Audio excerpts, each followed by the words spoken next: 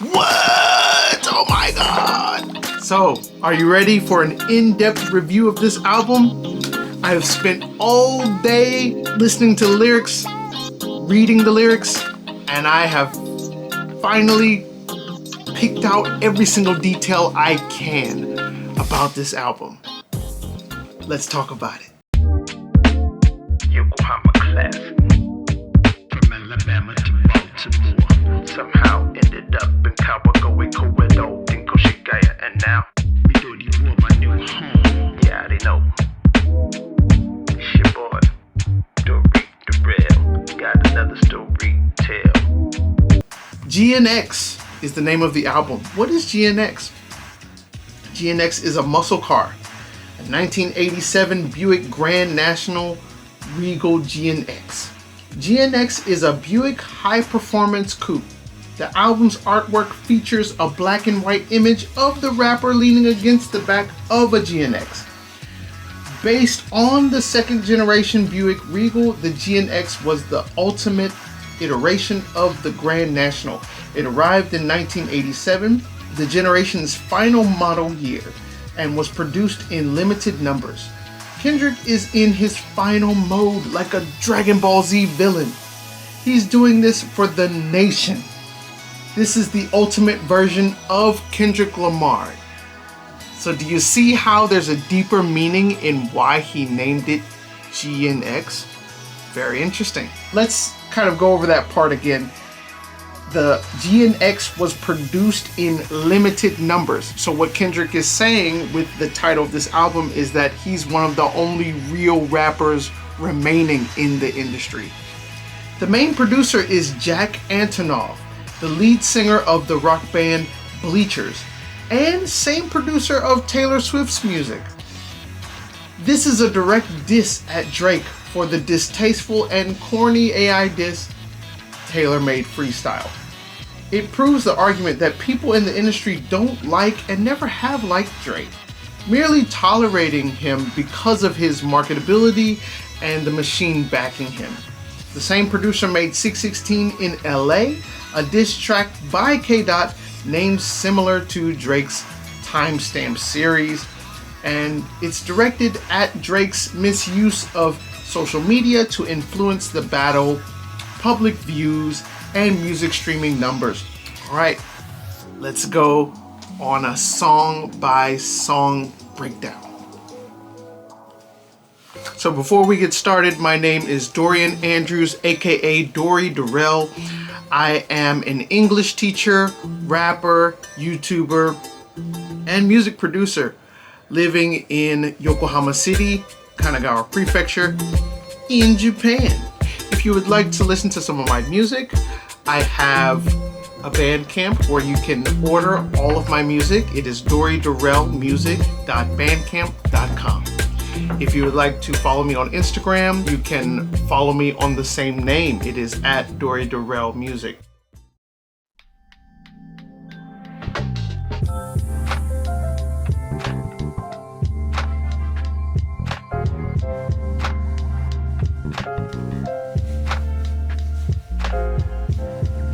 Squabble up. Squabble up. Let's get into Squabble Up. Squabble Up, Kendrick disses Drake and 50 Cent. He said, hit his turf and get crackin', double back like a deluxe. 50 deep, but it ain't deep enough. The first meaning could be in reference to Drake's claims on Kendrick's percentage splits with TDE in his diss track Push-Ups. By the way, it was trash because Kendrick doesn't have splits with TDE anymore. He has his own label. Kendrick is spinning the verse back to Drake from the previous bar. It can imply Drake's contract splits are way deeper with Universal Music. He's with a lot of different people. He signed to that ninja, that signed to that ninja, who said he signed to that ninja. Kendrick is under PG Lang now. He owns PG Lang with Dave Free. And they are under Interscope, which Interscope is under UMG. So only these two labels are taking from Kendrick's income versus Drake. Everybody's taking his paycheck. So is he really rich? Nah, the label's rich. The second could be directed at 50 Cent as he openly supported Drake. Drake is dissed again when Kendrick says, "Tell me why the you ninjas rap if it's fictional. Tell me why the you ninjas fed if you criminal." That's a lot of rappers. 50 Cent, Drake, Diddy. Come on, come on now. They fed up. Pun intended. "Hey Dot, give me a drop." I'm like, "Ninja, nah." "Hey, it's Boom Coon from the west side of the synagogue. It's a full moon. Let the wolves out. I've been a dog." So he's basically saying, yo, let all these wolves in sheep's clothing, let them reveal themselves. I'll take them all out because I'm a dog. I'll wipe all y'all out.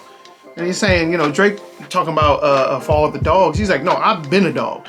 You made this for the dogs because you trying to become a dog, or you paid your way to be with the dogs, But Kendrick's like, no, I'm from this. I was born in the streets. You merely adopted the dark. I was born in it, molded by it. I didn't see the light until I was already a man. By then it was nothing to me but blinding. I am from Compton. I grew up in it, and I worked my butt off to get to where I am now. So he's like, I've been a dog. You claim to be, and you pretend to be a dog. And Drake was the one telling him, can you drop? Just drop, drop, drop, drop, drop. And Kendrick's like, nah. He gonna drop when he want to. Next track, number 3, Luther. So on Luther, Kendrick mentions Roman numeral 7, which is referencing Snoop Dogg's 7th album. The lead single was Drop It Like It's Hot. And he says, drop it like it's hot in the chorus. SZA is featured and makes the song her own with nostalgic vocals from Luther sprinkled in. Kendrick raps, it's a vibe, do your dance, let them watch. She a fan, he a flop, they just want a kumbaya. Nah. So this suggests Kendrick rebutting what Drake said about SZA being ahead of Kendrick. Saying, oh, SZA got you wiped down. He's like, no, she's with me. She been with me. She gonna stay with me. You're a flop, so don't try to bring her name up to boost your name up, if that makes sense. SZA is a fan, Drake is a flop, and they want SZA and Kendrick to make peace with Drake, or they want SZA and Drake to be on the same side. They want Kendrick and Drake to peace up. And he's like, nah, I'm not making peace with this guy. Because he's not, saying Drake's name. So he could be saying, like, this dude's a flop. Look at J. Cole. His stuff is not doing that well right now. Let's be honest. And he's just featuring, which his features are good, but his actual music, like, nobody's really listening to it like that, right? Yeah, they want Drake and J. Cole to make that album Black Friday. They want them to continue that success. And he's like, nah, J. Cole did me dirty. So, nah, cutting off the ties. Another thing to mention, SZA sounds amazing in this song. And whenever Kendrick and SZA make a song together, it is chef's kiss. All right, so now let's talk about Man in the Garden. Man in the Garden refers to the battle with Drake and 616 in LA when Kendrick says, when he says, I wake up at 6 a.m., 6 miles a day, conditioned in my wind. That is a direct diss at Drake. 2 6s. 616 in LA, 6 a.m., 6 miles a day. Drake made fun of Kendrick working out while Kendrick embraces natural body enhancement. Verse 3 refers to his mom and children from Mother I Sober. He deserves everything that he's getting, all the praise, all the accolades, because he is a solid man. He's not talking about all the numbers. He's not talking about all the connections he's made. He's talking about keeping his family safe. He's talking about influencing a generation of young learners to think at a higher level, not just be caught up in the media, caught up in the socials, caught up in what the world tells us to be. He says, be you. And that's why he says he deserves it all. Man in the Garden is a declaration that he is the greatest of our generation, an empowering message to uplift himself during the fight for the soul of hip hop. He believes he deserves it all because God is with him. not just because of his own power or his own might, but because God is empowering him to do what he has to do, to stand up for what is right in music. And music is dying. Hip hop has been dying for a long time, and Kendrick is the one to say, hey, yo, you know what? Kill it. Watch the party die so I can resurrect hip hop again and make it more relevant. Hey Now references yen, which is Japanese currency. I love it because I live in Japan, so I'm all about my yen too. He's all about empowering himself through monetary gains, and there's nothing wrong with that. The love of money is the root of all evil, not money. Kendrick is either talking about Drake or Kanye when he mentions Magneto. I'm leaning more towards Kanye when Kendrick says, I got friends hoping that they make the tabloids. You know, the last one figured he was Magneto. You play God, you gonna get what you ask for. He got the same 24. What you mad for? I put a square on his back like I'm Jack Dorsey. Kanye West has a song called 24 on the album Donda. Kanye and Kendrick are both referencing 24 in regards to 24 hours in a day. Kendrick mentions the CEO of Square, Jack Dorsey, because Jack supported Kendrick by constantly posting about the social media and the music beef between Kendrick Lamar and Drake, and Jack Dorsey was on the side of Kendrick, in favor of Kendrick. Kendrick Lamar flips D4L's 2005 hit Scotty by interpolating Fabo's iconic line, starting to see spaceships on Bankhead. Instead he says, starting to see spaceships on Rosecrans. So it's a ship that brings the imagery from Atlanta to Kendrick's hometown of Compton. So it shows that Kendrick shows respect for the South. Then he also says, the black know I just strangled me a goat. This is a line basically saying that he destroyed Drake in the rap beef. And he made J. Cole so scared that he strangled himself out of the beef. So he could be referring to either one of them. Dodie 6 is a featured rapper on the track, and he has some really good bars. Reincarnated is the next song. Reincarnated uses an instrumental from Tupac's song Made Ninjas. I'm not gonna say the real word. And Kendrick sounds like a mix of Pac and, in my opinion, Eminem. But I know that he was going for Pac. The important thing to take away from this song, his cadence and fluctuations are similar to Tupac. This is the way to pay homage to his inspiration. And this contrasts Drake's artificial love for the West Coast by using AI-generated Tupac vocals in tailor-made freestyle. Drake doesn't care about West Coast. Kendrick does, because Kendrick is a part of the West Coast. And it also kind of goes back to Mr. Morale when he imitated Nipsey Hussle. That was beautiful, and that was a great way to commemorate Nipsey Hussle's legacy. The first verse is about John Lee Hooker, a revolutionary R&B guitarist from Michigan whose breakthrough single was released in 1948. The second verse is about a female Chitlin Circuit vocalist who achieved widespread fame and fortune but struggled with substance abuse. It could be Dina Washington or Billie Holiday. I heard someone also mention, I think it was Stevie Knight, he also mentioned it could be Whitney Houston. I don't know. Maybe. I think that it's really interesting that Kendrick doesn't say the name on purpose so that we can kind of fill in the blank. It doesn't matter who it is. It's the struggles of these people in the music industry. I don't believe in reincarnation, so I think it's a cool concept, but you know, I'm Christian, sorry. So verse 3 refers to his relationship with his fathers, physical and spiritual, aka God. He refers to Isaiah 14 and Ezekiel 28 in the Bible, which is about God banishing Lucifer from heaven. Kendrick sees a similarity in that story and thinks God sent him on earth to teach him a lesson to rewrite the wrongs of Adam and Lucifer and become a righteous man of God. Lucifer never was supposed to receive the blessing of God like Adam did. That's why he deceived Adam and was cast down from heaven. Adam lost his favor with God after being deceived. And Kendrick is saying he will rewrite the story of man and reclaim the power of the original blessing that was meant for humans. I think that's really, really interesting. All right, let's go into my favorite song of the album, TV Off. TV Off's first words are so important. He says, "All I ever wanted was a black grand national. Forget being rational, give them what they ask for." So Kendrick is saying all he wants is to become the best version of himself as an artist. However, the people want hits and club bangers. So he can't deny his fans and non-fans as well. So he's making music for all people, so he has to be everything to all, similar to the biblical reference if you know your Bible.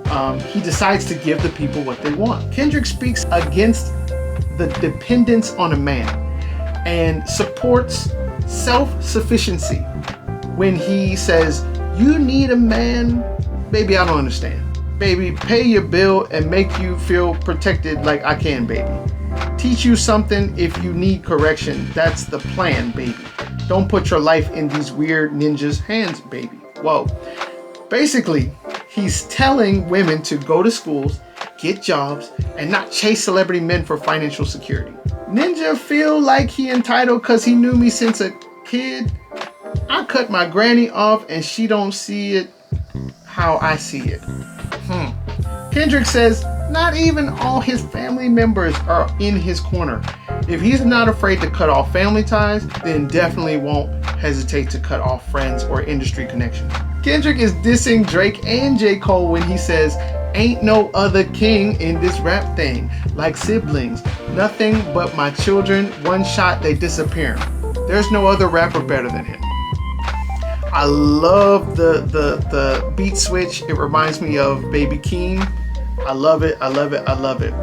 Honestly, you can play that song right after this and it just matches, you know, like the TV Off and then Family Ties. Mix that together. Ooh, that's good. Kendrick says, "So when I made it out, I made about 50K from a show, trying to show ninjas the ropes before they hung from a rope. I'm prophetic. They only talk about it how I get it. Only good for saving face. Seen the cosmetics." Kendrick is saying J. Cole and Drake hung themselves by trying to diss him or place him in a big three conversation. He's also talking to any rapper who is kind of all talk but no action. Rapper Lefty Gunplay says Crazy, Euphoria, Scary, 616 in LA, Spooky, Meet the Grams, and Hilarious, Not Like Us. He's referring to those 4 diss tracks. That's why he keeps saying it, so he wants you to get what he's saying. All right, on Dodger Blue. This is our next song, Dodger Blue.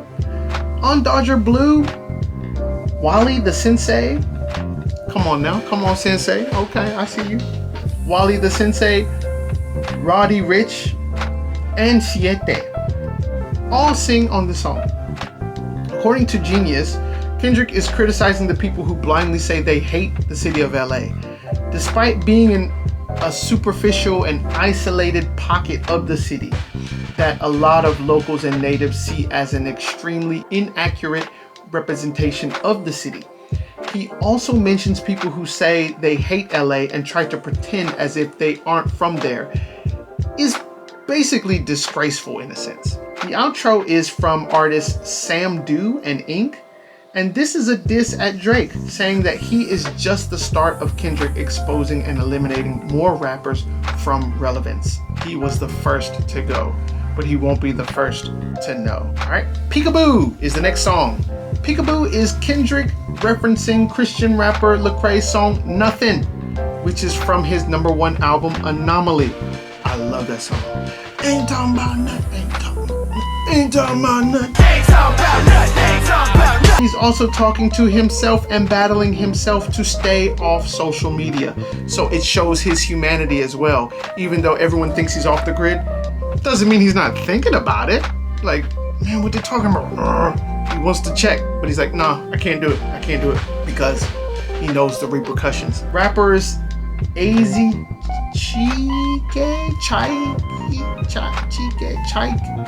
I don't know his name, and Dodie 6 feature on this song. Dodie Six is dissing Drake when he mentions the bodyguard who was shot in an altercation with The Weeknd's bodyguards in a heated conflict in Toronto. So he says, heard what happened to your mans, not sorry for your loss. Should have prayed before them shooters came and nailed him to the cross. I let your boy get a pass, B. You're lucky he saw for real. He could also be talking to the Drake fans about Drake being nailed to the cross in reference to Not Like Us. When Kendrick says, nail a ninja to the cross, he'll walk around like Tizo. The Heart Part 6, one of my favorite songs from this album, samples SWV's Use Your Heart, which is a song produced by Pharrell. This is a direct diss at Drake, who has disrespected Pharrell many times due to a long-standing feud between Lil Wayne and the rap duo Clips, who were mainly produced by Pharrell. Drake is a mentee of Lil Wayne, so he felt the need to inherit the beef. Kendrick decided to inherit it as well in Euphoria. Kendrick Lamar's The Heart series has been ongoing since April 2010. It is a series of songs in his music career in which he skillfully channels hip-hop culture and gives insights into his personal and musical life.